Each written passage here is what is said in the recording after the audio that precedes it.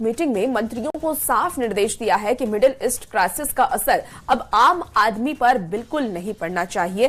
प्रधानमंत्री नरेंद्र मोदी ने कहा है कि इस वैश्विक उथल पुथल के समय जनता का भरोसा बनाए रखना सबसे जरूरी है। प्रधानमंत्री ने मंत्रियों से कहा है कि तेल की कीमतें स्थिर है और ये बात लोगों तक पहुंचाएं और ये भी बताएं कि देश में तेल का पर्याप्त स्टॉक मौजूद है। प्रधानमंत्री ने यह भी कहा है कि भारत ने सप्लाई चेन मैनेजमेंट सिस्टम इस संकट को ध्यान में रख करके तैयार किया है, इसे भी जनता तक पहुंचाया जाए। Well, there is absolutely no shortage of fuel. More details are being worked out. There is a serious war going on.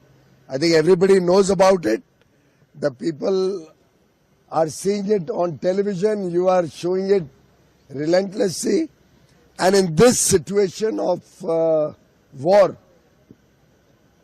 there will be concerns which will be appraised, which will be made known to everybody from time to time by the relevant department.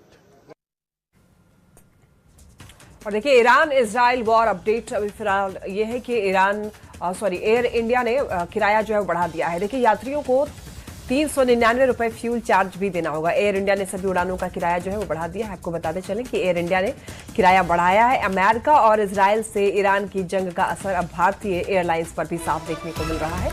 Air India ने domestic और international दोनों ही roots पर fuel surcharge बढ़ा दिया है। नई दरें 12 मार्च से हर नई बुकिंग पर लागू होंगी।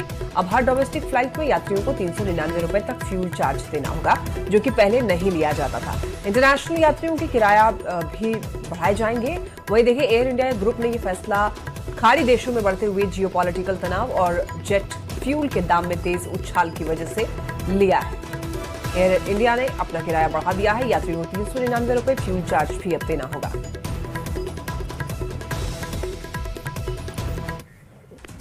इसी बीच आपको बड़ी खबर बताते हैं, जहां